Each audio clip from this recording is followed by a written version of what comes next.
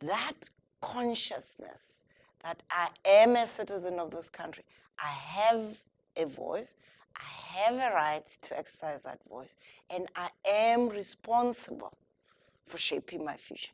That's been my approach from the time I was a medical student up to today when I'm 67.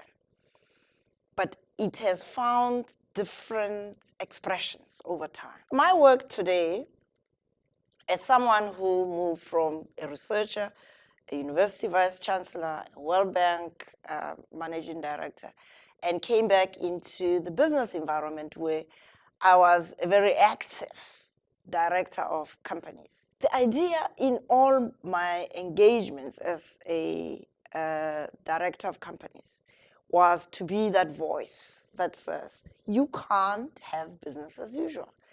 An inclusive economy is an imperative for sustainable democracy so that every young South African will will grow up understanding that they can be the best that they want to be. What we need to do is to learn those lessons and say, how do we do real inclusive development? And this is where I feel that having set up the citizens movement to try and get people to wake up to this wonderful opportunity of being a citizen of a great country, clearly is going to take longer than the 3-5 years that I thought it would take. And so what I'm doing right now, which is my contribution to the greater good, which has always been what's driving me, is to be the connector. I am one of those women who has always been the first in this, the first in that. That's not good enough. It's not anything to celebrate. It's a sad commentary on how women have been excluded. It's not that I'm the best woman. It is because I found a crack in. What we need to be doing, which is what I do wherever I am, is to open up that space.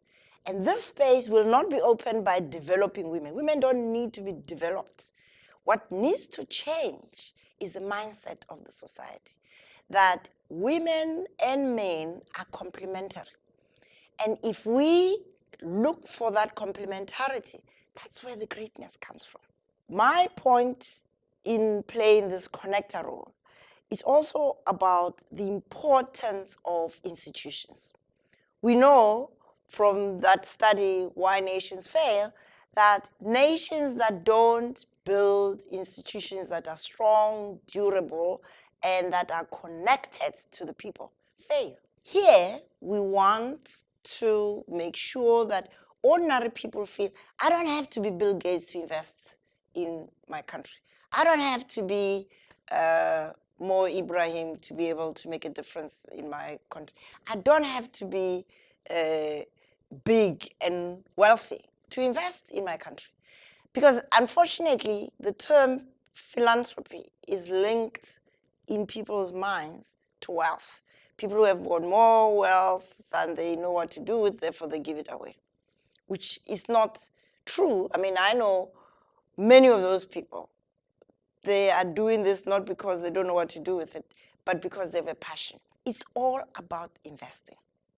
So I think here on this continent, if that expression philanthropy is to be used, I think we'll need a very strong tagline: investing in Africa's potential for greatness.